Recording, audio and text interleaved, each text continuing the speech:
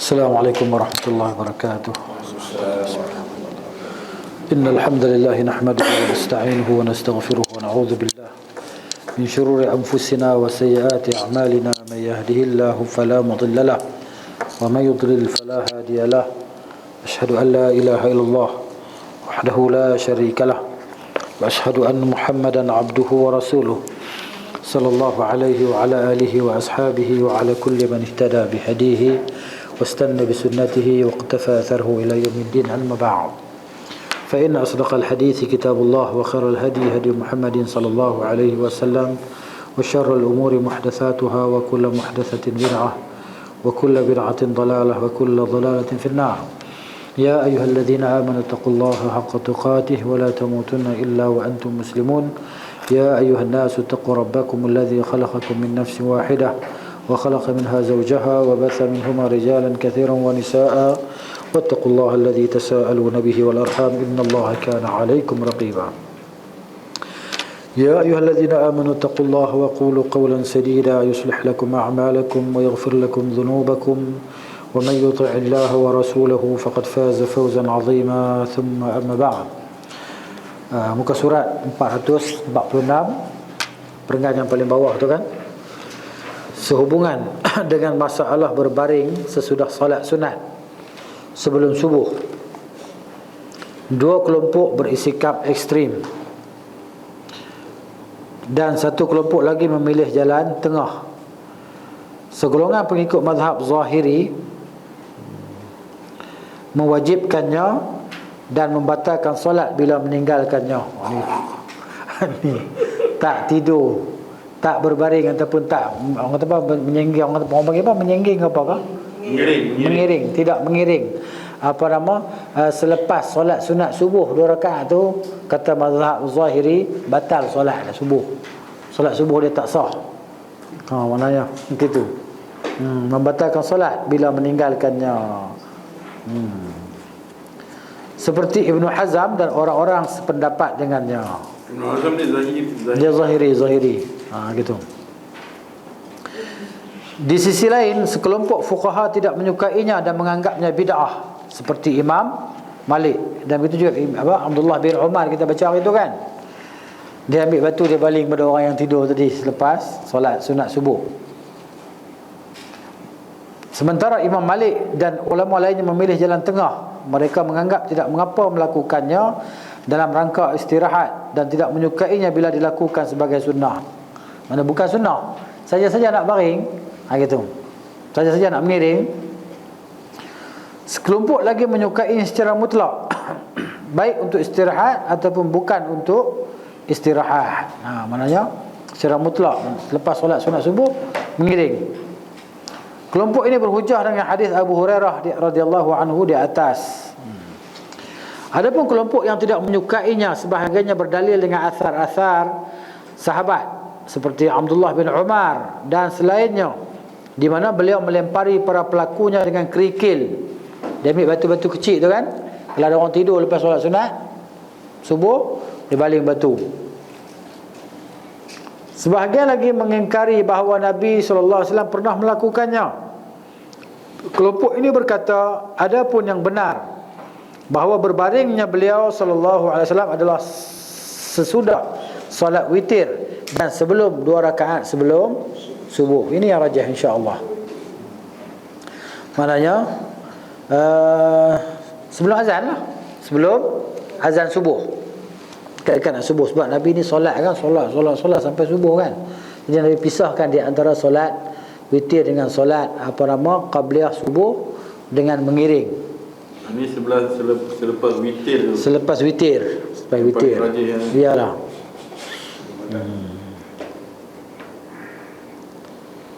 Baik, sebagaimana dinyatakan secara tegas dalam hadis Ibnu Abbas radhiyallahu anhuma. Mereka menambahkan mengenai hadis Aisyah, terjadi perbezaan pada Ibnu Syihab. Malik menukil daripada beliau, yakni apabila selesai, yakni mengerjakan solat malam, beliau SAW berbaring pada sisi badannya bahagian kanan hingga datang kepadanya muadzin. Gitu. Ini sebelum solat subuh lah, sebelum sunat subuh. Maka beliau solat 2 rakaat yang ringkas solat qabliyah subuh. Riwayat ini sangat tegas menyatakan bahawa berbaring ataupun mengiring dilakukan sebelum solat sunat subuh, sebelum qabliyah subuh. Selain Imam Malik menukil daripada Ibnu Syihab Az-Zuhri rahimahullah, apabila muazzin telah selesai mengumandangkan azan subuh dan fajar telah jelas, lalu muazzin datang, maka beliau SAW solat 2 rakaat yang ringkas, kemudian berbaring pada sisi badannya bahagian kanan. Mereka berkata, apabila terjadi perbezaan di antara murid-murid Ibnu Syihab, maka yang harus diambil adalah riwayat Malik. Di antara dia, Malik ni juga adalah murid kepada Ibnu Syihab Az-Zuhri. Kerana beliau sangat akurat dalam menukil riwayat daripada Ibnu Syihab, serta paling hafal di antara murid-murid Ibnu Syihab lainnya. Abu Bakar Al-Khatib berkata rahimahullah, Malik meriwayatkan dari Az-Zuhri, yakni Ibnu Syihab, dari Urwah, dari Aisyah, biasanya Rasulullah SAW solat di malam hari sebanyak 11 rakaat. Ini hadis fi'liyah kan, hadis perbuatan Nabi. Aisyah tengok, Aisyah riwayat, ini perbuatan Nabi SAW. Tapi kalau perkataan dengan perbuatan, tentulah lebih kuatnya perkataan kan, yang kuatnya perkataan, tapi sebenarnya perbuatan. Aisyah riwayat daripada perbuatan Nabi SAW. Biasanya Rasulullah SAW solat di malam hari sebanyak 11 rakaat. Di antaranya adalah witir 1 rakaat. Apabila telah selesai, beliau berbaring pada sisi badannya bahagian kanan hingga beliau didatangi muazzin, lalu beliau SAW solat 2 rakaat yang ringkas. Riwayat Imam Malik ini diselisihi oleh Uqail, Yunus, Shu'aib ibnu Abi Zib, Al-Auza'i dan lain-lain. Mereka meriwayatkan dari Az-Zuhri bahawa Nabi SAW biasa solat sunat subuh 2 rakaat, kemudian berbaring pada sisi badannya bahagian kanan hingga muazzin datang kepadanya, lalu beliau SAW keluar bersamanya untuk solat subuh. Malik menyebutkan bahawa Nabi SAW berbaring sebelum solat sunat subuh, gitu. Sementara dalam riwayat majoriti sesudah solat sunat subuh. Ini perbezaan. Mana sekarang murid-murid Az-Zuhri ni ramai, ya kan? Yang kata majoritinya yang kata Nabi tadi berbaring sesudah solat sunat subuh. Adapun Malik kata sebelum solat sunat tadi, sebelum azan lah. Ada perbezaan. Maka para ulama memutuskan Imam Malik keliru dan yang benar adalah selain beliau. Ini kata Al-Khatib Al-Baghdadi rahimahullah.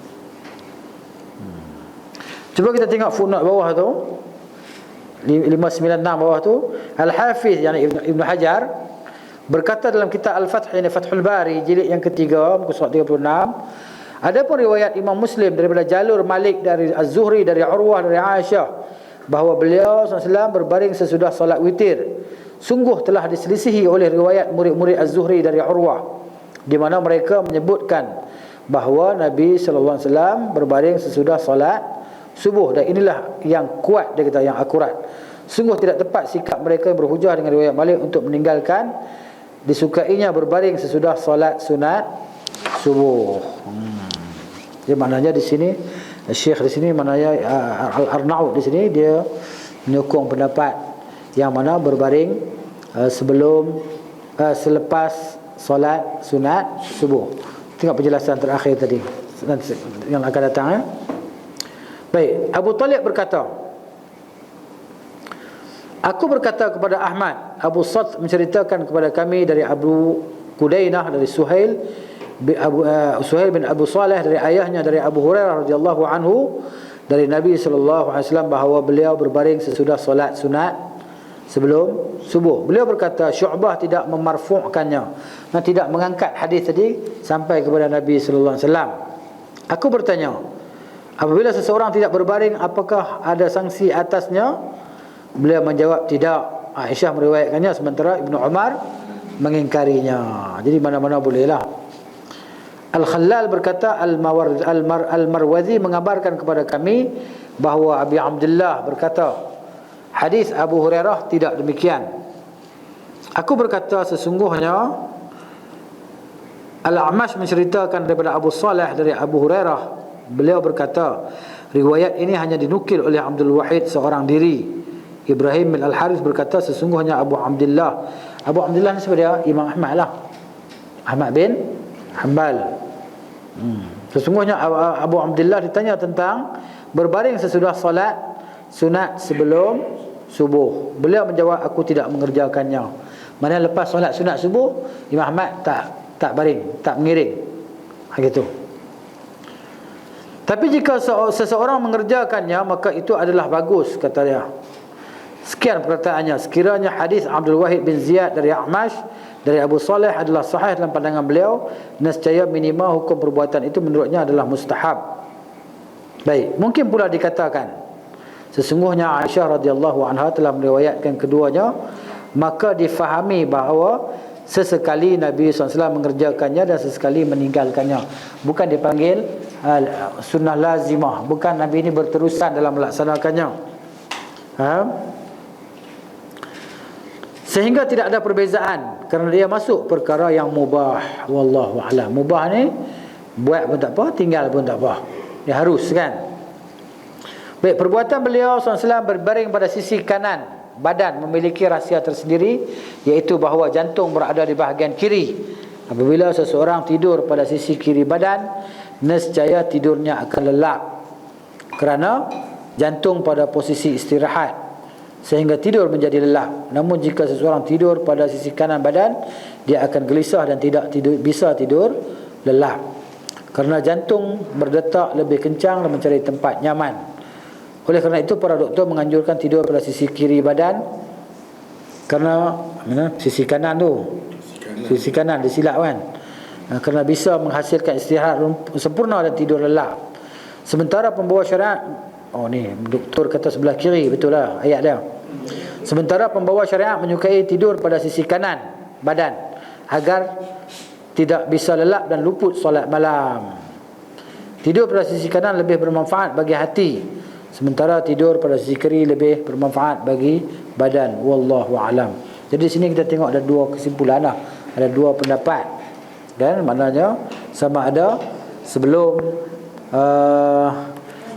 solat sunat fajar ataupun selepas solat sunat fajar. Jadi kata Imam Ahmad, benda ni hanya mubah saja. Buat pun tak apa, tak buat pun tak apa. Kan? Tengoklah keadaan kita. Kalau kita ni merasa macam letih sangat, kita ambil tenaga sikit 4-5 minit kan. Jadi ada dua qaul lah. Tapi wallahu taala alam. Di sini Syekh Al-Arnaud dia tarjih maknanya selepas solat sunat subuh. Tapi kalau kita tengok dari sudut ni, maknanya bahawa Nabi dia solat malam panjang, dia nak pisahkan dia antara solat sunat sebelum subuh dengan solat malam yang terakhir, solat witir. Maka Nabi berbaring sekejap di sebelah lambung dia. Wallahu a'lam. Maknanya kita nak buat mana-mana pun boleh lah, ataupun tak buat pun tak apa. Nak buat pun tak apa, tak ada masalah apa. Itu cerita dia. Tengok kepada kita sendirilah. Kalau kita rasa macam nak tunggu sekejap kan, sambil nak tunggu azan subuh tu, kita boleh buat lah. Kita boleh buat. Sambil nak tunggu azan subuh ni, maksud saya sebelum solat sunat subuh. Yang saya nampak, wallahu alam, itu yang nampak lebih kuat lah. Tapi kalau Ibn Umar, kalau orang buat, dia baling batu tadi kan. Jadi Aisyah kata boleh, Ibn Umar kata tak boleh. Jadi yang satu kata boleh, satu mengingkarinya. Apapun benda ni kita kata, maknanya yalah, tengok keadaan kita lah. Kalau kita berasa perlu, kita buat lah. Kita tak perlu, tak payah, tak payah buat. Sekarang ni Aisyah cakap dia nampak, Ibn Umar tak nampak. Mana yang dia maknanya dia aula kan? Maknanya yang Aisyah nampak tu, dialah perbuatan Nabi SAW dan tidak ada perkataan Nabi. Jadi yang melihat tu dia lebih mengetahui daripada yang tidak melihat lah. Cumanya mungkin Ibn Umar ni dia riwayat atas dasar benda ni bukan wajib. Takut orang nampak benda tu jadi macam wajib ataupun jadi macam sunat yang muakkad, padahal dia bukan sunat yang muakkad pun. Macam tu. Wallahu taala a'lam. Ibn Hazm sampai tak. Ibn Hazm tu dia ambil yang qaul Aisyah tadi kan. Pendapat Aisyah tu maknanya terus dia jatuh hukum bahawa solat tadi tak sah kalau tak baik. Tak baring selepas solat sunat tadi kan. Solat sunat malam tu ataupun yalah selepas solat witir tu kan. Ataupun selepas di Abdul Hazan tu selepas solat sunat qabliyah tu. Itu cerita dia. Baik, jadi kita tahulah maknanya kita masing-masing lah. Kalau kita rasa nak buat, kita buat. Tak rasa tak perlu, tak payah buat. Gitu. Sebab Nabi SAW ni dia solat sepanjang malam kan. Dia tidur sikit je. Dia solat lama. Dekat-dekat nak subuh dia berhenti, mungkin dia rehat sekejap. Kan? Gitu. Itu yang diriwayatkan oleh Aisyah radhiyallahu anha. Tapi kalau kita tengok riwayat Aisyah tu nampak yang tu yang lebih rajihnya. Sebab Aisyah tadi dia nampak kan bahawa Nabi sebelum tidur baring di atas lambung dia tu yang sebelah kanan sebelum solat subuh, sebelum solat sunat subuh. Tu nampak yang jelas ni, wallahu alam, macam itulah. Baik, pasal petunjuk beliau sallallahu alaihi wasallam tentang solat malam pula. Macam mana Nabi solat malam tadi?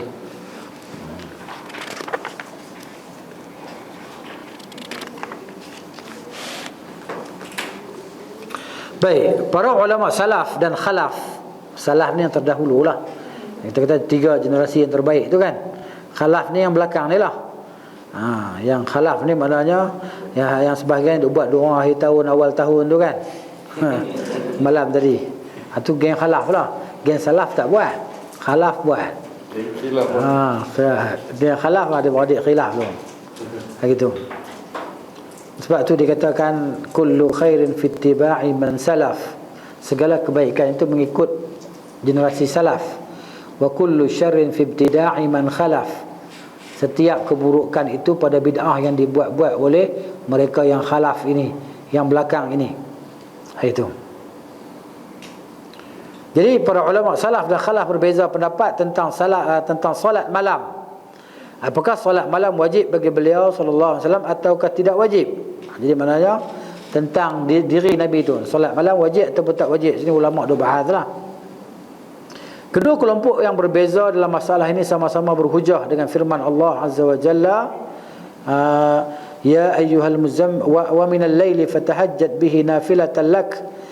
Dan daripada waktu malam dan pada sebahagian malam hari lakukanlah tahajud sebagai tambahan bagimu. Ini di mananya ulama duk bahas perkataan ni lah ni, nafilatal lak. Perkataan nafilah tu, nafilah ni maknanya sunat kan, mustahab. Di sini ulama bahas. Jadi adakah nafilah pada diri Nabi itu wajib dan pada diri umat dia itu adalah sunat? Di sini ulama bahas tentang tu. Baik. Dan pada sebahagian malam hari lakukanlah tahajud sebagai tambahan bagimu. Kelompok pertama berkata ayat ini sangat tegas menafikan kewajipannya. Sebab apa? Nafilah tu. Wa minal laili fatahajjat bihi nafilatan lak. Kan? Nafilah tu maknanya bukan wajib, sunat. Jadi kelompok pertama kata dalil ni jelas-jelas sebut nafilah. Bila nafilah bukan wajib. Baik. Kelompok yang kedua pula jawab balik. Ini masalah fiqh ni macam ni lah. Dia yang ni keluar hujah, yang ni jawab balik, ni keluar hujah, jawab balik. Masing-masing dengan hujahnya gitu. Siapa pandai cakap dia maknanya dia hujah dia menang lah. Gitu. Tapi bukan nak cari kemenangan kan. Nak cari siapa yang paling tepat dengan kebenaran gitu.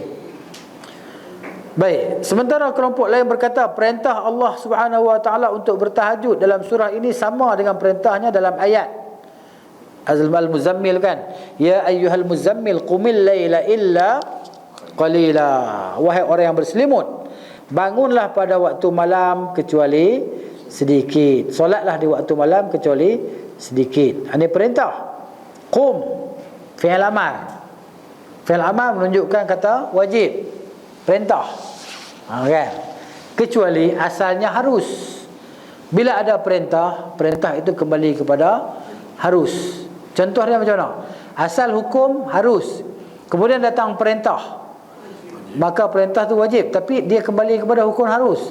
Contohnya begini, ya ayyuhallazina amanu idza nudiya lis-salati min yaumil jum'ah, kan, fas'au ila dzikrillahi wa dzarul bai'. Wahai orang-orang beriman, apabila dilaungkan azan pada hari Jumaat, hendaklah kamu bersegera pergi mengingati Allah Ta'ala dan tinggallah jual beli. Ya kan? Fas'au ila, hendaklah kamu bersegera pergi, perintah kan? Pergi kamu solat Jumaat di masjid. Wadharul bai', dan hendaklah kamu semua tinggalkan jual beli. Haram jual beli masa tu. Wadharul bai' kan? Baik. Jadi lepas tu Allah, ini perintah kan? Perintah menunjukkan wajib. Wajib kena buat, wajib kena tinggalkan jual beli. Wajib pergi masjid kepada yang mukallaf. Kemudian pula datang pula ayat selepas tu, fa idza qudiyatis salatu fantashiru fil ard. Apabila diselesaikan solat, didirikan solat, telah selesai solat, maka hendaklah kamu bertebaran. Fantashiru ni fi'il amar, perintah. Adakah perintah di sini wajib? Wajib bertebaran di atas muka bumi, wajib keluar daripada masjid. Adakah wajib? Tak.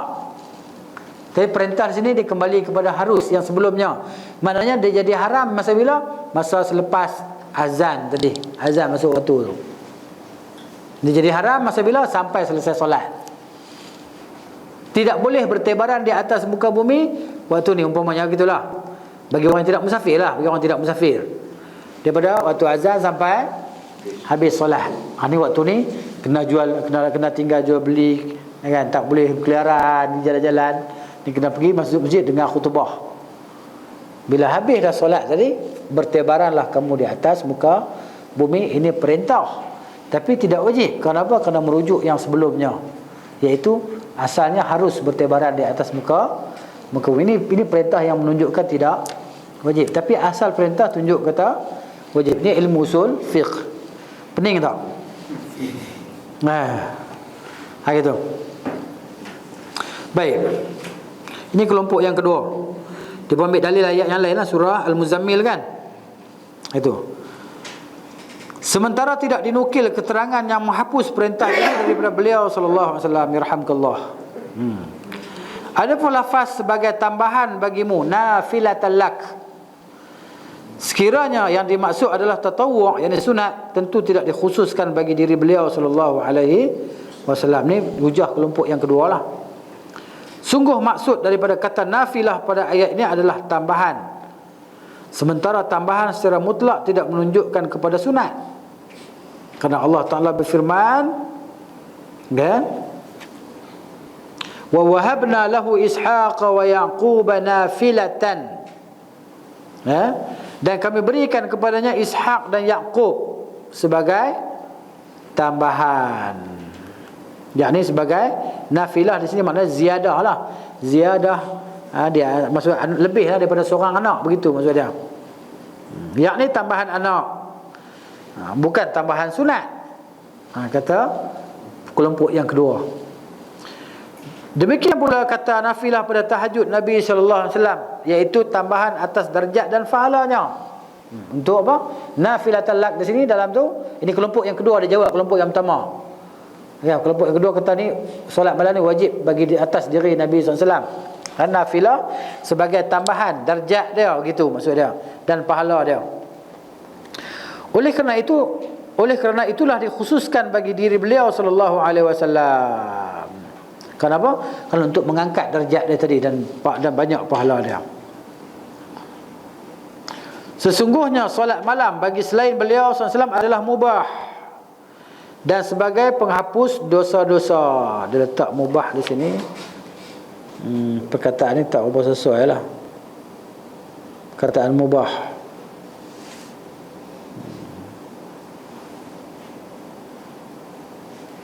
Mubahun, harus, dan sebagai penghapus dosa-dosa.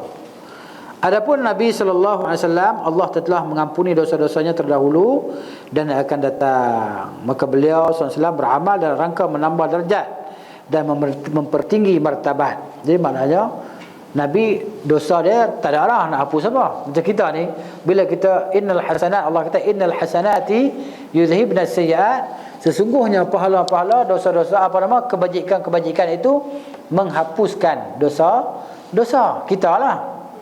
Adapun Nabi Islam tak ada dosa dia nak hapuskan, maka apa dia dapat? Naik darjat lah. Pahala dia semakin bertambah, darjat dia semakin naik. Sebab itu iman para anbiya alaihi wassalatu wassalam ni maknanya yazid. Yazid wala yanqus.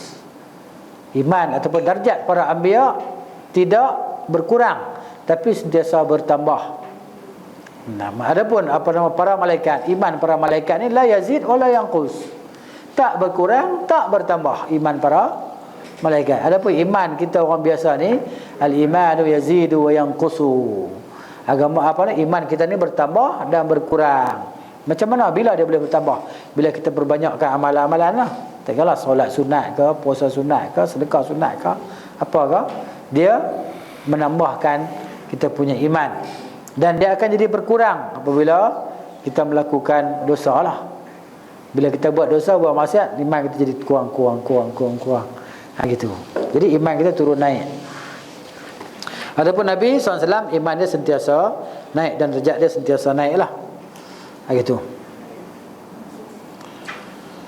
Dia kata, adapun Nabi SAW, qad ghafarallahu lahu ma taqaddama min dhanbihi wa ma ta'akhkhara. Nabi Allah ampun dah semua dosa-dosa dia. Cumanya dia beramal untuk menambahkan darjat-darjat dan ketinggian martabat dia. Adapun selain daripada Nabi itu beramal untuk dihapuskan dosa. Kita beramal dengan amalan-amalan tadi untuk penghapusan dosa. Itu maksud dia. Mujahid berkata, Mujahid ni anak murid kepada Ibnu Abbas lah, anak murid kepada Abdullah bin Abbas radhiyallahu anhu, ni ulama tafsir. Ini kalau kita buka tafsir kan, ialah Ibnu Abbas ni pakar dalam Al-Quran. Jadi anak-anak murid dia pun maknanya cenderung pada tu lah, macam Mujahid kan. Dia antara dia pakar dalam Al-Quran. Hanya saja disebut sebagai tambahan, maknanya tambahan bagi Nabi sallallahu alaihi wasallam, tambahan nafilah lah kan, nafilah. Kerana dosa-dosanya telah diampuni, baik yang terdahulu maupun yang akan datang. Maka ketaatannya sebagai tambahan, yakni tambahan dalam hal pahala. Sementara bagi selainnya, ini selain Nabi, ini kita lah, manusia biasa ni, sebagai penghapus dosa. Jadi maknanya lagi banyak kita buat ibadat, maka lagi banyak dosa kita dihapuskan. Jadi bila sebut ibadat ni apa?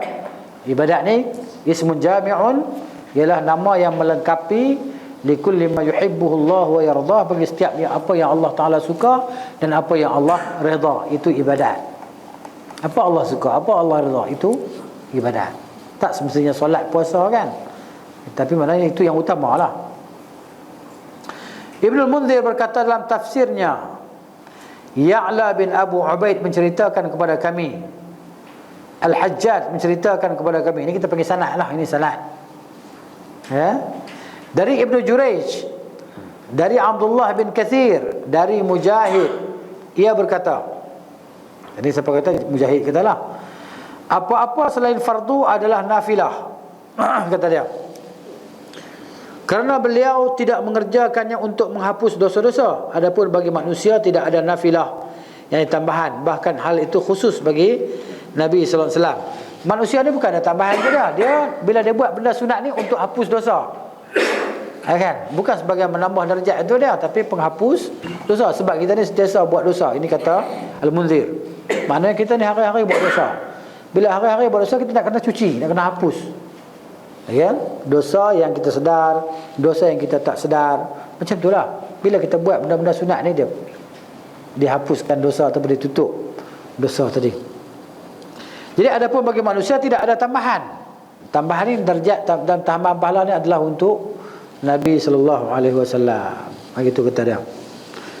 Bahkan hal itu khusus bagi Nabi sallallahu alaihi wasallam. Semua manusia mengerjakan selain ibadah fardu untuk menghapus dosa-dosa mereka. Ini kata Al-Munzir gitu. Muhammad bin Nasir menceritakan kepada kami, Abdullah menceritakan kepada kami, Amr menceritakan kepada kami dari Sa'id dan Qabisah, dari Sufyan, dari Abu Uthman, dari Al-Hasan. Ini kita panggil sanad.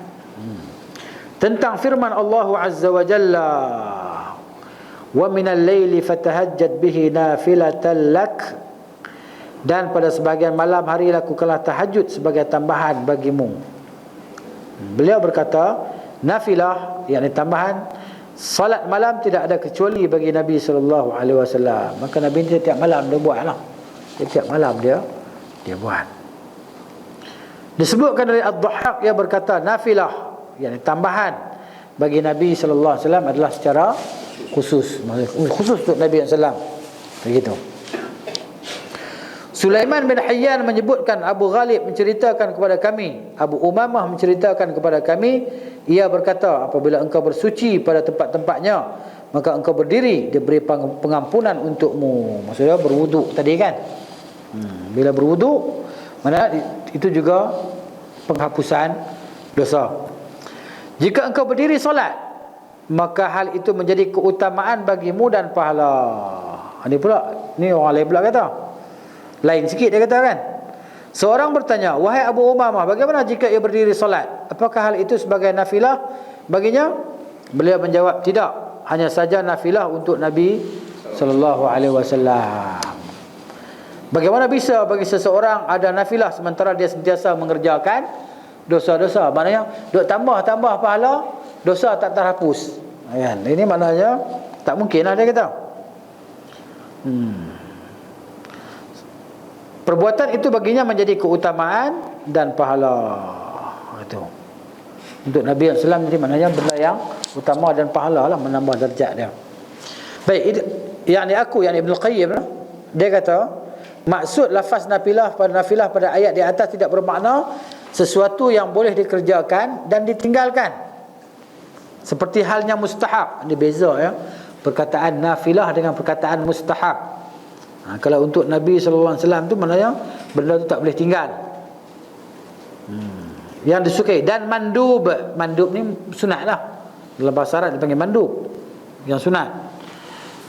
Akan tetapi maksudnya adalah tambahan pada darjat, dan makna ini bersekutu padanya antara fardu dan sunat. Maka firman Allah Ta'ala, nafilatan lak, yani sebagai tambahan bagimu, tidak menafikan kewajipan yang diindikasikan lafaz perintah sebelumnya.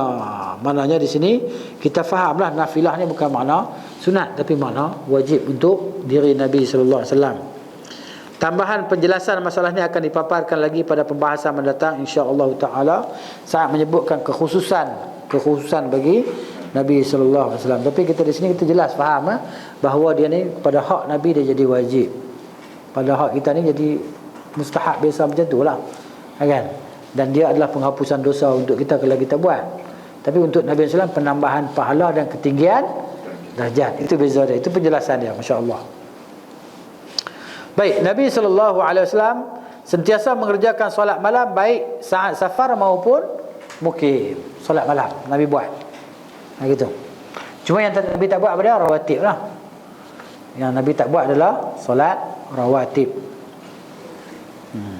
qabliyah dan ba'diyah. Baik, Nabi SAW tidak pernah meninggalkan solat malam, baik saat mukim maupun ketika safar. Apabila dikalahkan rasa kantuk, rasa mengantuk lah kan, atau sakit, maka beliau SAW solat di siang hari sebanyak 12 rakaat. Aku, Ibn Qayyim, pernah mendengar Syekhul Islam Ibn Taymiyah berkata, hal ini menjadi dalil bahawa witir tidak diganti pada waktunya yang telah berlalu. Umpamanya ini Ibn Taymiyah punya mazhab, maknanya witir kalau kita terlupa buat malam ni tak ada qada lah, kan? Begitu. Kedudukannya sama seperti solat tahiyatul masjid.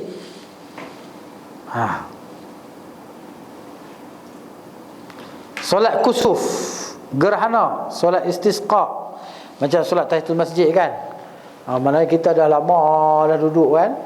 Tadi masuk-masuk tak ada tahiyatul masjid, tak buat tahiyatul masjid.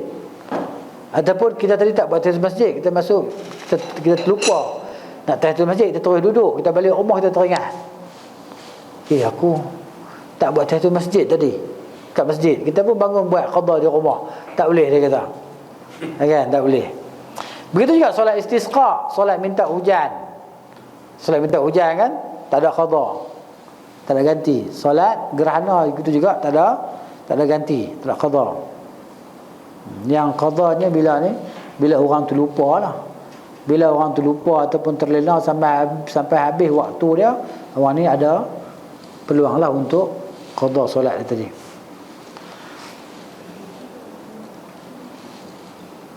Baik. Kerana maksud daripada witir bahawa akhir dari solat malam adalah ganjil. Sebagaimana halnya maghrib adalah akhir daripada solat siang.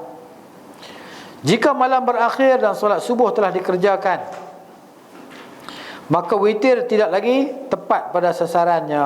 Demikian makna ucapan beliau sallallahu alaihi wasallam. Jadi malam dah habis dah, witir tak ada lah. Kan witir malam tadi. Itu masa dia dah habis dah. Sementara itu Abu Dawud dan Ibnu Majah meriwayatkan daripada hadis Abu Sa'id Al-Khudri, Sa'ad bin Malik bin Sinan radhiyallahu anhu. Abu Sa'id, Sa'ad nama dia bin Malik bin Sinan.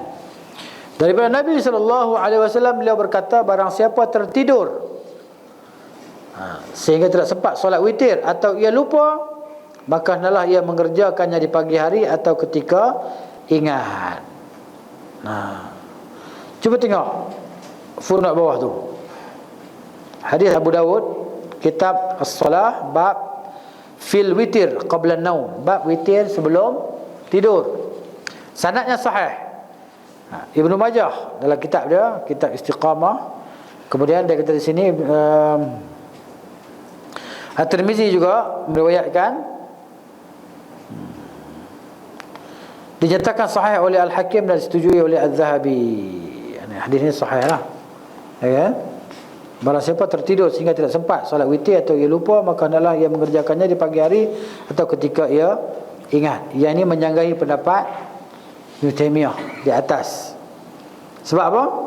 Sebab Ibn Taymiyah dan Ibn Qayyim menganggap bahawa hadis adalah hadis yang dhaif. Ya, hadis yang kita baca tadi kan, dia kata dhaif. Tengok dia kata, akan tetapi ini kata Ibn Qayyim lah. Ibn Qayyim ambil daripada guru dia, itu Syekhul Islam Ibn Taymiyah. Ibn Taymiyah ni kata orang tu lupa ke apa kan, tak ada lah, dia tak habis lah. Masa tu dah luput, dah berlalu. Akan tetapi hadis ni memiliki jumlah cacat sebagai berikut.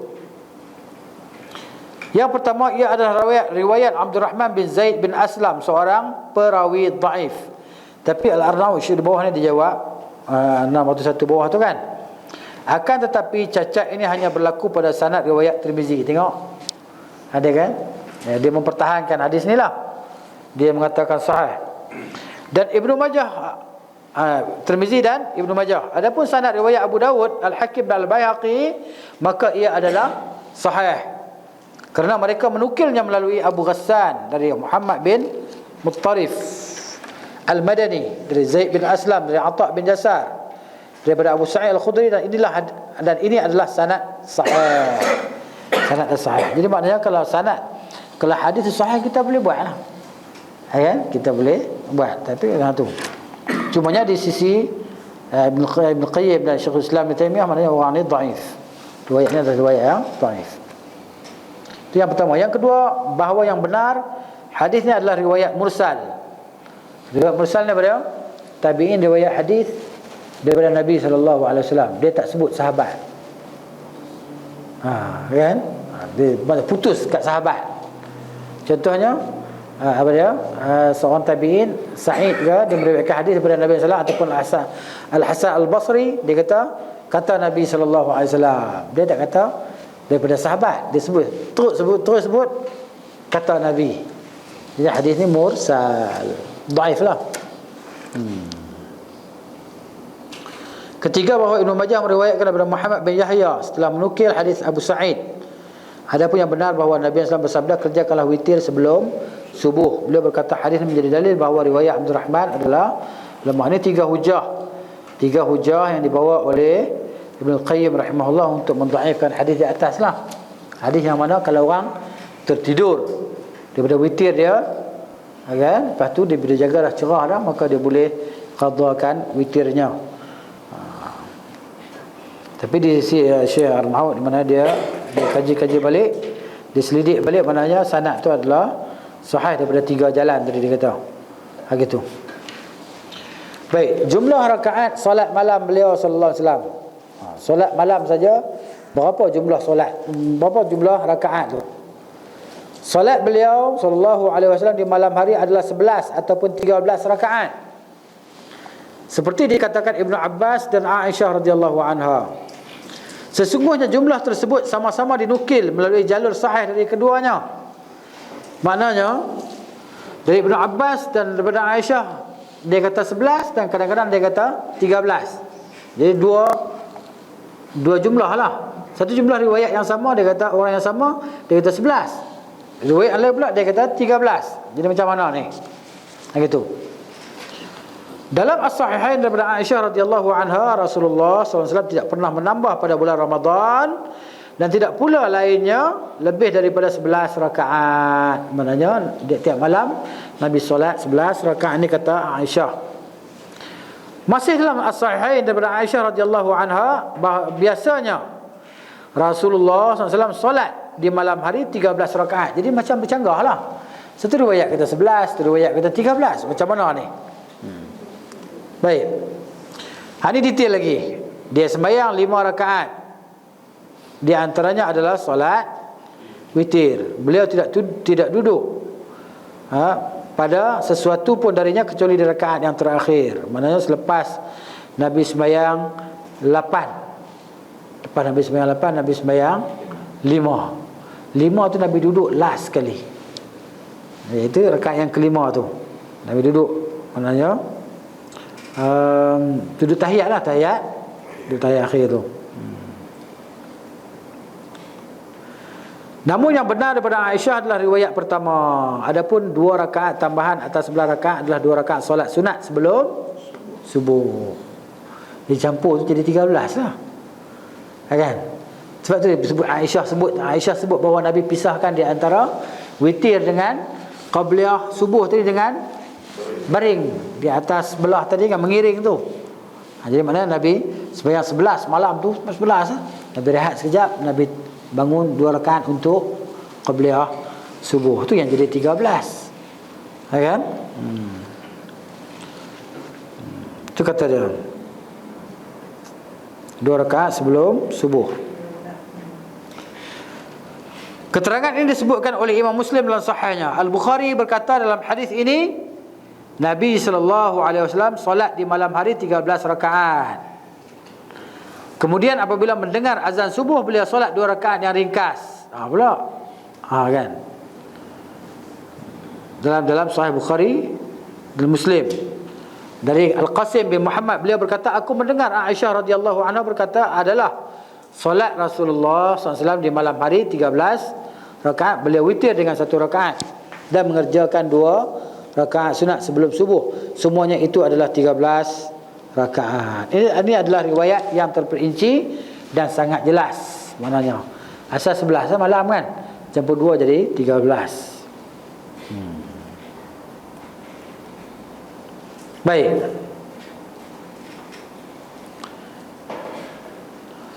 Sedangkan Ibnu Abbas terdapat perbezaan riwayat darinya dalam As-Sahihain, yakni Sahih Bukhari dan Muslim dan Muslim, dari hadis Abu Jamrah dari Ibnu Abbas radhiyallahu anhuma, adalah solat Rasulullah sallallahu alaihi wasallam 13 rakaat, yakni di malam hari.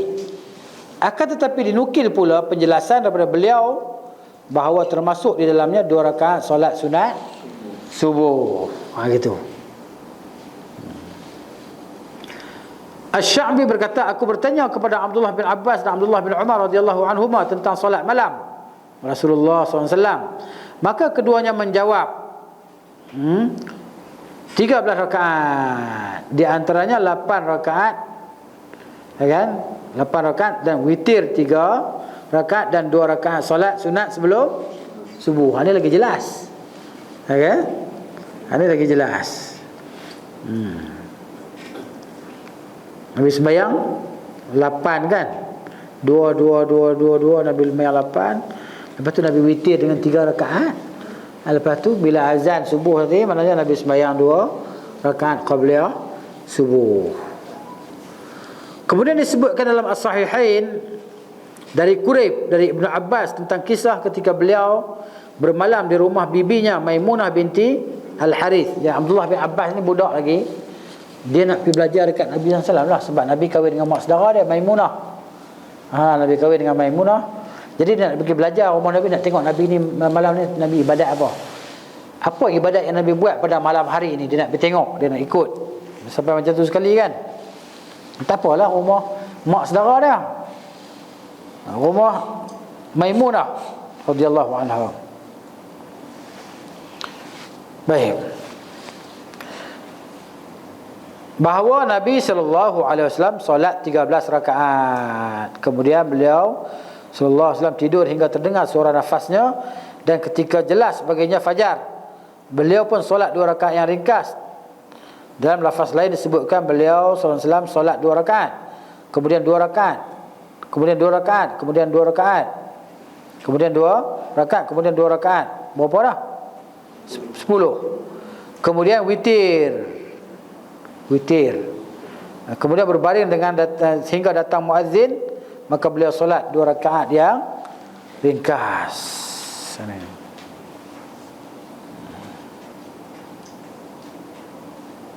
Nabi solat 10, kemudian witir berapa? 1, jadi 11. Lepas tu Nabi pula solat 2 rakaat, dia jadi 13. Jelas lah. Itu dia. Sebab tu bila kita jadi macam kalau tengok sekali imbas, macam bercanggah lah kan. Satu riwayat kata 11, satu riwayat kata 13. Yang mana satu nak ambil ni? Yang himpunkan di antara 2 riwayat ni, dapatlah jawapan dan kesimpulan dia. Mana yang jadi 13 tu campur dengan 2 rakaat sebelum subuh. Itu cerita dia. Dengan demikian terjadilah kesepakatan pada jumlah 11 rakaat Nabi buat tadi kan. 2 10 campur 1 witir jadi 11. Ataupun dia buat 2 8 campur witir 3 jadi 11. Gitu. Boleh diasingkan witir 2 dan 1 pun? Boleh. Boleh diasingkan dan boleh disekalikan. 3 rakaat 1 salam ataupun 3 rakaat 2 salam. Boleh. Baik, jumlah rakaat yang sentiasa dilaksanakan oleh Nabi sallallahu alaihi wasallam sehari semalam adalah 40 rakaat, termasuk rakaat solat-solat fardu. Campur semua sekali apa yang Nabi buat tadi kan. Sembahyang semuanya jumlah dia 40 rakaat. Banyaklah tu. Kita ni baru 12 rakaat, 17 kan. 4 4 3 4 4 3 2 kan.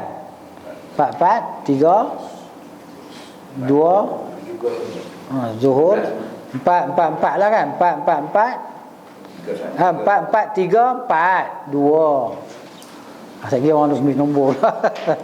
4 4 4 kita kan. 4 4 4 4 3 4 2. 2 subuh 2 kan. 17 rakaat kan.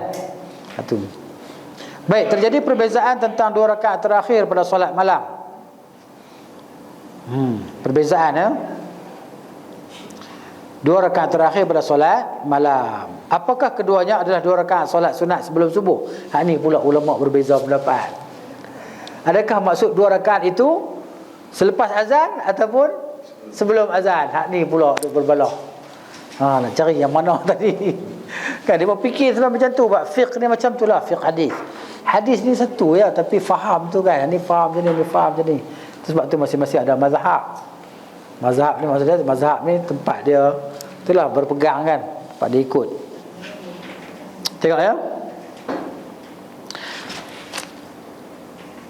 Apabila 2 rakaat ini ditambahkan kepada rakaat solat-solat fardu dan sunat-sunat rawatib yang sentiasa beliau sallallahu alaihi wasallam laksanakan, maka jumlah rakaat solat beliau sallam sehari semalam adalah 40 rakaat. Campur semua sekali kan.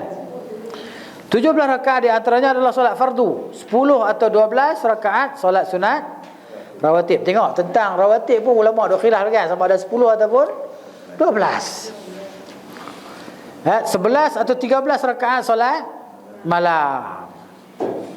Maka jumlah keseluruhan adalah 40 rakaat. Adapun yang lebih dari itu bersifat insidental dan tidak kontinu, tidak berterusan. Kadang-kadang Nabi buat kan.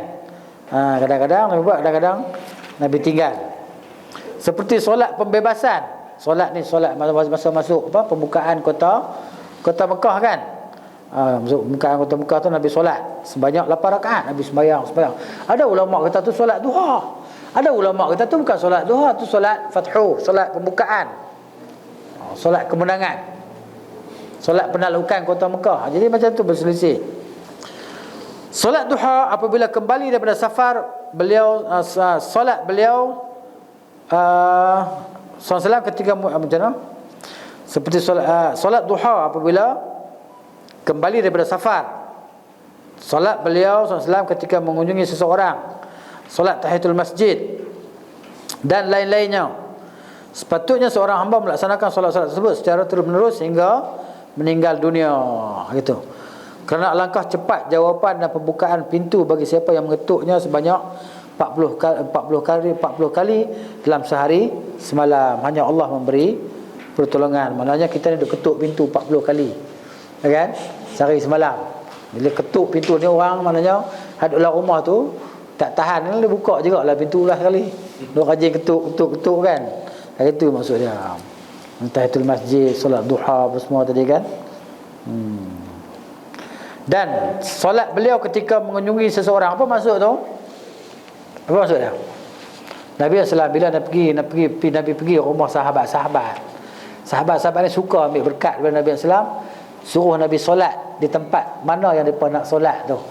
Contohnya dia nak jadikan ruang di bilik rumah dia tu, ruang rumah dia tu satu ruang tempat solat. Maka dia minta Rasulullah solat di situ, solat sunat lah. Rasulullah solat itu dia nak ambil berkat Rasulullah tadi, maka nanti dia jadikan sebagai musalla di rumah dia lah, tempat solat. Gitu. Itu maksudnya ketika Nabi mengunjungi seseorang. Habis tu solat malam. Jelaslah. Itu yang tadi dan dalam ni di Rasulullah buat solat malam di bulan luar Ramadan dan di dalam Ramadan sama. Itu mana yang datang 20? Itu maksud dia kefahaman para ulama, kefahaman tadilah yang dapat kata, sebab daripada hadis juga salatul laili masna kan. Nabi kita sembahyang malam 2 rakaat. Kalau kamu takut subuh maka witir dengan 1 rakaat. Jadi dapat kata di sini maknanya terpulang beribu rakaat pun nak buat lah. Tapi di sana hadis perbuatan kena ikut juga. Hadis perkataan, ni hadis perkataan kan. Nabi kita sembahyang malam 2 rakaat. Itu hadis perkataan. Hadis perbuatan Nabi, Aisyah kata Nabi tak pernah tambah pun pada Ramadan dan pada lainnya lebih daripada 11 rakaat tadi kan. Nabi tak pernah tambah pun. Jadi hadis perbuatan. Jadi kalau kita beramal dengan satu hadis ni kita tinggal. Ya, jadi kita kena beramal dengan dua-dua hadis. Jadi bila kita beramal dengan hadis Aisyah tadi, maka kita juga tetap beramal dengan hadis yang sembahyang malam 2 rakaat tadi. Kan? Maknanya hadis yang kedua dia menerangkan kaifiat sembahyang. Hadis yang pertama dia menerangkan tentang bilangan rakaat sembahyang. Jadi malam jelas kepada kita yang Nabi sembahyang 11 rakaat. Ini perbuatan dia dan ini kaifiat dia. Kaifiat cara sembahyang malam Nabi tadi maknanya ada cara lain pun Nabi ajar juga.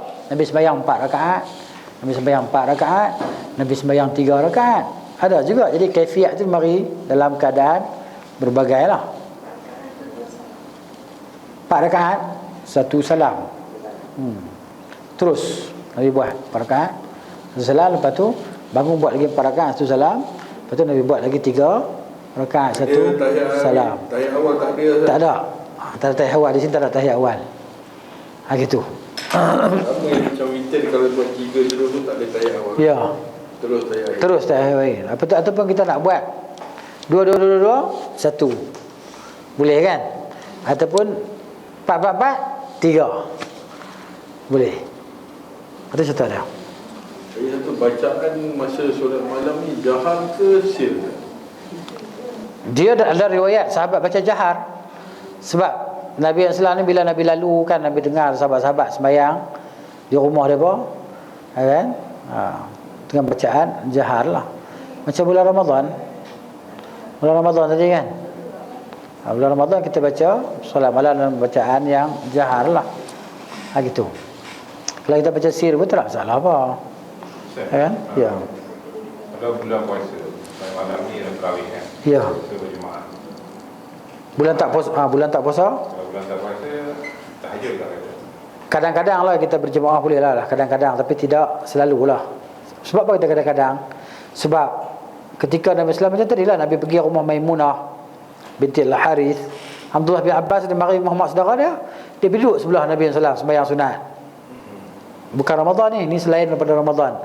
Maknanya boleh lah sekali-sekala kita nak buat dengan isteri kita sembahyang malam tadi kan. Boleh. Tapi bukan setiap malam lah. Sebab ada riwayat yang Aisyah solat dengan Rasulullah berjemaah solat malam. tak pernah jumpa. Tak pernah jumpa. Hari tu. Tidur je lah. Hadis tidur tu adalah hadis tidur Aisyah tidur, Nabi sembahyang malam. Itu nak ceritanya. Saya katalah kita pergi buat umrah. Ya. Sebelum puasa kan. Ya. Dia buat tarawih kan. Ya. Tarawih dia buat 20. Nanti dia buat tahajud tu kan. Jadi kalau kata kita tak mau menyelisih sunnah ni bukan? Dia buat tarawih dan dia kata tahajud. Dia dua imam. Dia dua imam. Imam buat tahajud tu dia tak buat tarawih. Ya betul. Dia imam lel. Kita pilih salah. Kita pilih lah. Mana kita nak buat. Hari tu. Yang terbaik yang kita pilih kan. Ya, pilih salah tu. Jangan kita buat dua-dua lah. Jangan buat dua-dua. Gitu. Cumanya dia kita kata itulah maknanya solat tatawwu' ni, solat tatawwu'. Kan? Solat sunat ni kan. Maknanya di situ ulama di sini kata ulama berselisih pendapat ni maknanya sebab di Masjidil Haram ni tak sama dengan tempat lain. Kan? Ini bukan solat qabliyah ataupun solat ba'diyah. Ini solat tatawwu' biasa. Sembahyanglah berapa rakaat kamu nak sembahyang pun. Tawaf pun dikira sembahyang juga. Di situ. Kecualinya solat rawatib yang Nabi tak buat tadi ketika musafir. Sebab tu dia ambil dalil situ juga bahawa sembahyang tarawih tadi, saya tengah malam tadi pun mari pula sembahyang tahajud. Sebab Masjidil Haram tadi kan. Jadi dalam keadaan kita ni sentiasa dalam keadaan ibadat ataupun solat. Lagipun Nabi kata di antara dua azan itu ada solat. Kan? Gitu. Jadi maknanya di sini kita kata itulah kalau kita rasa macam yalah sunnah Nabi ni maknanya Nabi tak buat lebih daripada 11 rakaat. Kan? Solat malam. Maka kita ikut Nabi tadi lah. Kalau dia buat maknanya dia pun bukan imam yang sama, imam lain-lain. Tukar imam kan? Gitu. Jadi mana benda ni kalau orang buat kita tak celah dia lah. Kita tidak mencela dia. Nanti kita kamu buat bid'ah tak lah. Dia dengan hujah dia. Kemungkinan di Masjidil Haram bulan puasa orang ramai. Ya. Dia supaya orang dapat sembahyang tarawih yang permulaan tu satu imam. Ataupun dia terlepas dia boleh. Ya, mungkin dia buat macam tu kan. Jadi kita yang tahu ni maknanya kita pilih lah. Kita pilih lah mana yang kita nak ikut. Itu cerita dia. Kalau kita nak ikut sunnah betul macam tu kan. Pada bulan Ramadan dan pada lainnya Nabi sembahyang 11. Tapi kalau kita kat sana kan kita kalau nak dapatkan pahala yang satu malam kita tunggu sampai dia habis tarawih dan witir dia. So macam mana Ustaz? Jadi kalau kita kan tak ikut pula. Dah, imam yang pertama tadi sembahyang berapa rakaat? Imam yang pertama dia solat berapa rakaat? 10 kan? Tak, dia dua imam, dia tukar. 8 kan? Okey, 8. Dia tak witir lagi kan? Dia berhenti tukar imam kan? Dia dah insiraf lah. Dia insiraf, dia dah keluar daripada solat dah. Jadi kita ni merdeka lah. Lepas tu kita ikut dia. Nampak tak? Dia dah keluar dah. Dia 8 rakaat, dia dah keluar dah. Jadi insirafuka ma insirafil imam. Kamu pergi bersama dengan perginya imam. Ada situ. Dia witir kita sendiri. Witir sama ada kita sendiri ataupun kita tunggu imam yang kedua, tak ada masalah. Nak tunggu imam yang kedua. Jadi kalau kita saya di masjid ni sama juga lah Ustaz. Sama. Dia pakai dua imam. Dua imam. Pertama habis tu. Kita pun pergi ya. Maknanya dia pergi sekalian kita pergi. Maknanya gitu. Kita masuk yang kedua tu boleh. Kita nak masuk yang kedua untuk witir. Dan ada untuk tarawih. Ya. Tak ada masalah apa. Boleh. Dan imam yang kedua lah kan. Imam lain lah kan. Jadi kita ikut imam yang kedua tu. Tak ada masalah apa. InsyaAllah dapat juga majul juga insyaAllah. Kira qiyamul lail insyaAllah. Lalu banyak tu lah. Kan kita tunggu imam yang kedua kan. Isyak balik. Lepas tu tunggu ya. Kita masuk imam yang kedua. Nampak kita punya tak. Ya, lepas tu kita witir sekali dengan imam yang Yang kedua, dan di Masjidil Haram dia pun buat witir tak? Selepas maknanya yang ke-20. Yang dia guna kalau malam Yang tengah malam ni lain pula. Yang tengah malam nanti pukul 3 lain pula. Jadi maknanya dia witir dulu kan. Maknanya witir. Jadi kita dah witir dah dengan dia. Jadi maknanya yang dibenarkan 2 rakaat selepas witir je kalau kita nak solat tadi. Kalau kita nak bangun solat. Dia ala kulli hal benda ni khilaf yang berpanjangan sejak dulu, kini dan bila, betul lah, wallahu alam. kalau kita ikut maknanya 8. So kita nak ikut imam kedua tu untuk witir kita. Boleh juga. Lepas 2 je. Tapi maknanya untuk witir kita ganjil. So yang last tu macam sendiri. Imam yang kedua macam mana maksud dia? Satu rakaat tu. Satu rakaat tu nak ikut siapa? Sebab dia main 2 lagi. Imam yang kedua. Tak kisah siapa pun. Tak, kita sembahyang dengan imam pertama sudah lah. Okey. Lepas tu kalau nak witir sendiri lah. Yang last sekali tu lah maksudnya. Ataupun begini, imam tu dia sembahyang, kita ikut dengan dia pada 2 rakaat. 2 rakaat kan, kita witir. Dia bagi salam, kita bangun tambah lagi 1 rakaat witir lah. Gitu. Itu pun Sebab witir dengan imam kedua buat 2 rakaat. tambah lagi 1.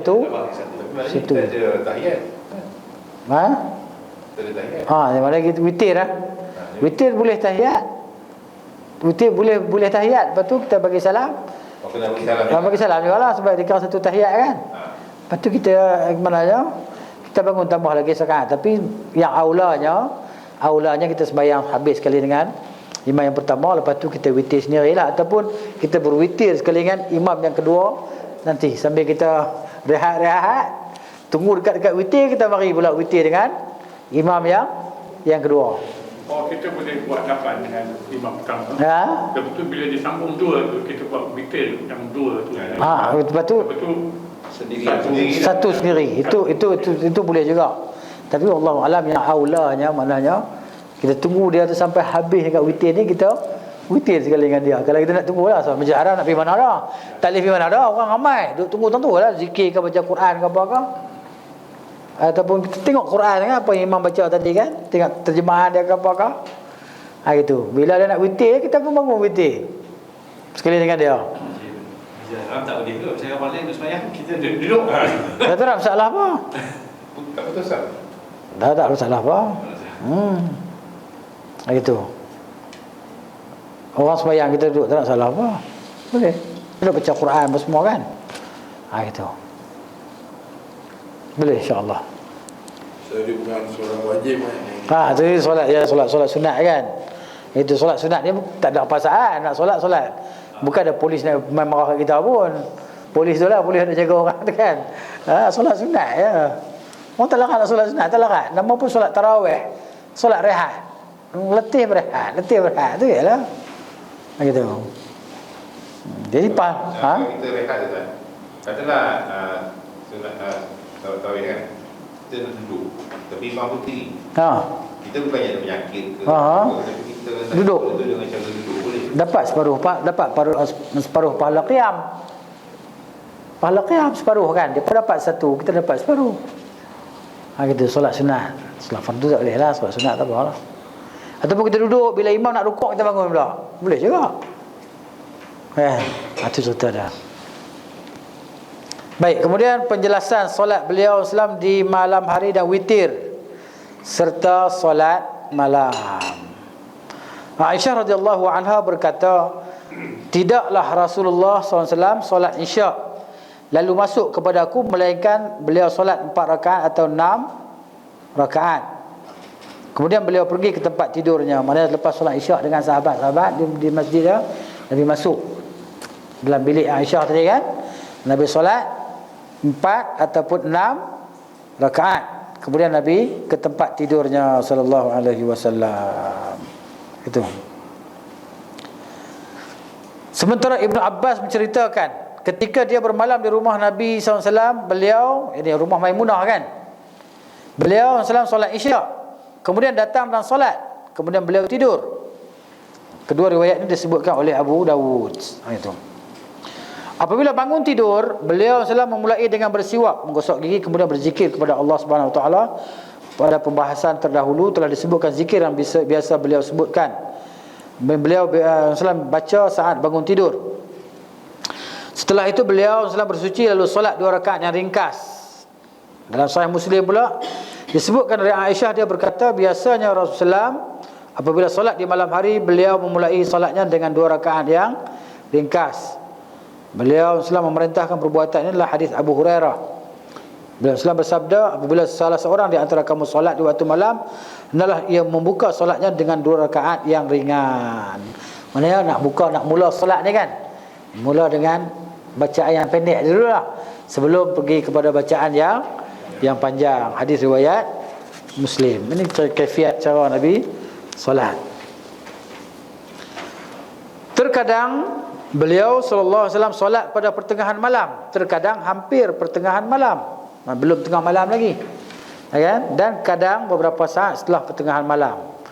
Sesekali beliau SAW solat saat terdengar penyeru, iaitu ayam jantan berkukuk, ayam berkukuk kan, ayam berkukuk. Masa tu dia bangun solat, di mana ia tidak berkukuk kecuali pada pertengahan yang kedua daripada waktu malam. Ni tapi kita di sini tak ada ayam, macam mana? Tak dengar ayam, kena beli ayam ni lah, ni ayam kuning ni, ayam ataupun ayam handphone ke, kan? Tapi ayam dia tahu masa original lah tu, dia tahu masa bila dia perlu buat tadi kan, dia tahu tu, dia nampak malaikat kan, ayam tu dia nampak malaikat bila berkukuk. Kita ni kena kata lah, Allahumma inni as'aluka min fadlika. Duduk kampung, macam saya duduk di kampung sekarang ni, kampung Sungai Buloh tu kan, dengarlah ayam. Kita baca Quran, ayam kukuk, baca Quran, ayam kukuk. Terutamanya kita baca surah Kahfi kan, dia kukuk, tak berhenti kukuk ayam dia. Mana dia nampak malaikat tu kan. Ya. Allahumma inni as'aluka min fadlika. Kan doa dengan ayam kukuk tadi kan. Itu belah lah ayam bapak seekor lah. Kat rumah tak tu, kat kondo tak tu kan, belah ayam. Aduh, duduk hotel bawa ayam. Tapi ada duduk di kampung ada ayam, sonok lah. Saya duduk kampung lagi Sungai Buloh tu kan, malam-malam bunyi macam-macam, cengkerik tu cengkerik ni lah, apalah, hujan bunyi katak lah kan, lagi bunyi ayam kukuk, sonok lah. Duduk di sini saya ingat tak ada ayam kot, ada lah. Untuk kelebihan dan kekurangan lah masing-masing kan. Itu cerita dia. Baik. Allahumma inni as'aluka min fadlika. Min fadlika, ya Allah, aku minta kepada engkau daripada kelebihan kurniaanmu. Minta kan. Sebab bagaimana malaikat sedang menghadiri kita lah, bacaan Al-Quran kita hari itu. Baik, tu. Terkadang beliau SAW solat secara terputus-putus, lalu pada kali lain beliau SAW solat berkesinambungan. Dan inilah yang lebih sering beliau kerjakan. Nabi solat, Nabi berhenti, solat, berhenti, solat, berhenti. Kadang-kadang Nabi direct kan solat kan, gitu, tak berhenti. Dah baca sahabat tadi, baca cerita kan, Nabi baca Al-Baqarah, Al-Imran, An-Nisa, menggigil lah sahabat belakang tadi kan. Surah Baqarah yang mana 280 ayat, tambah lagi pula Al-Imran, tambah lagi pula An-Nisa kan. Berasap lah kita. Satu. Nabi SAW mengerjakan solat secara terputus-putus, seperti yang diceritakan oleh Ibnu Abbas saat dia bermalam di rumah beliau SAW, rumah Maimunah kan, radhiyallahu anha, bahawa Nabi SAW bangun, bersiwak lalu wudu, kemudian membaca ayat inna fi khalqis samawati wal ardi wa ikhtilafil laili wan nahar la ayatun li ulil albab, adalah tanda-tanda kekuasaan bagi orang-orang yang berakal. Beliau SAW membaca ayat-ayat itu hingga akhir surah. Setelah itu beliau SAW berdiri dan solat 2 rakaat seraya memperlama berdiri, kemudian rukuk serta sujud, lalu berbalik dan tidur hingga terdengar hembusan nafasnya SAW. Kemudian beliau SAW berbuat demikian hingga 3 kali dalam 6 rakaat. Nabi sembahyang panjang 2 rakaat, Nabi berhenti tidur dulu, sekali lagi bangun pula ambil wuduk kan. Gitulah. Pada setiap kali bangun, beliau SAW bersiwak dan wuduk, lalu membaca ayat-ayat tadi. Kemudian beliau SAW witir 3 rakaat. Lalu muazzin pun mengumandangkan azan dan Nabi SAW keluar menuju solat seraya membaca Allahumma ja'al fi qalbi nuran wa fi lisani nuran wa ja'al fi sam'i nuran wa ja'al fi basari nuran wa ja'al min khalfi nuran wa min amami nuran wa ja'al min fawqi nuran wa min tahti nuran Allahumma a'tini nuran. Doa pergi masjid. Begitu. Dalam riwayat ini Ibn Abbas radhiyallahu anhu tidak menyebutkan 2 rakaat ringkas sebagai pembuka sebagaimana diriwayatkan oleh Aisyah. Mungkin difahami bahawa Nabi SAW sesekali mengerjakannya dan sekali pula meninggalkannya. Kadang-kadang lah ni. Mungkin pula Aisyah menghafal apa yang tidak dihafal oleh Ibn Abbas radhiyallahu anhu. Kemudian kemungkinan nampaknya lebih kuat. Maksud dia, kan? Yang kedua tu nampak lebih kuat kerana Aisyah sentiasa melihat dan memperhatikan perbuatan Nabi, kan? Berkemungkinan Aisyah tu lebih kuat. Di samping itu Aisyah adalah orang yang paling mengetahui tentang solat Nabi SAW di waktu malam. Sementara Ibn Abbas hanya menyaksikannya ketika bermalam di rumah bibinya iaitu Maimunah. Bukan tiap malam pun, kan? Apabila terjadi perbezaan antara Ibn Abbas dengan Aisyah mengenai sesuatu yang berkaitan dengan solat malam Nabi SAW, maka yang dijadikan pegangan adalah perkataan Aisyah. Kemudian macam-macam solat malam gitu. Solat malam Nabi SAW di waktu malam. Solat Nabi di waktu malam berserta witir ada beberapa macam. Cara solat malam tadi, kan? Pertama apa yang disebutkan oleh Ibn Abbas di atas lah. Iaitu Nabi sembahyang 2, lepas tu Nabi berehat, sembahyang 2, Nabi berehat, 2 berehat, kan? Kemudian Nabi witir. Kedua, apa yang disebutkan oleh Aisyah radhiyallahu anhuma bahawa beliau SAW membuka dengan 2 rakaat ringkas. Ini dengan riwayat Aisyah. Kemudian menyelesaikan solatnya hingga 11 rakaat. Memberi salam pada setiap 2 rakaat dan witir dengan 1 rakaat. Ini kaifiat dia lah. Kaifiat yang Nabi buat, kan? Ketiga, 13 rakaat sama seperti di atas. Gitu. Yang campur 2 rakaat sebelum subuh tu, kan? Keempat, salat 8 rakaat memberi salam pada setiap 2 rakaat. Kemudian salat witir 5 rakaat sekaligus. Beliau tidak duduk kecuali pada rakaat terakhir. Mana 5 rakaat Nabi buat isteri, kan? Tak bagi salam lah. Tahiyat tu masa rakaat yang kelima saja. Ini cara yang keempat lah. Yang kelima, salat 9 rakaat. Beliau mengerjakan 8 rakaat di antaranya secara bersambungan lah. Tidak duduk kecuali pada rakaat yang ke-8. Lalu beliau duduk pada rakaat tersebut berzikir kepada Allah SWT, memuji dan berdoa kepadanya. Kemudian beliau bangkit tanpa memberi salam. Lalu mengerjakan rakaat ke-9. Setelah itu duduk dan tasyahud lalu memberi salam. Ini yang 9 rakaat.